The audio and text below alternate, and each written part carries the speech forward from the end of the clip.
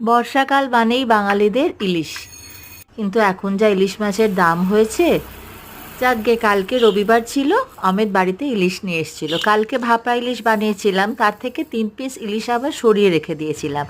আমার আবার ইলিশ মাছটাকে একটু ভেজে সর্ষে বাটা দিয়ে ঝাল খেতে বেশি ভালো লাগে, তাই জন্য আজকে বানিয়ে নিলাম সর্ষে বাটার ঝাল।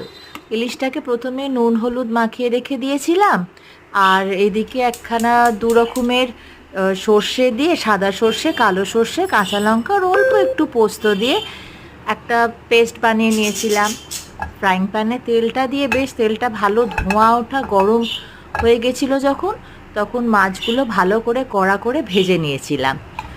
ওইদিকে পেস্টটা বানানোর পরে কড়াতে কালো জিরে ফোড়ন দিলাম, দিয়ে সর্ষে বাটাটা ওতে একটুখানি জল দিয়ে ভালো করে নাড়াচাড়া করে নিলাম।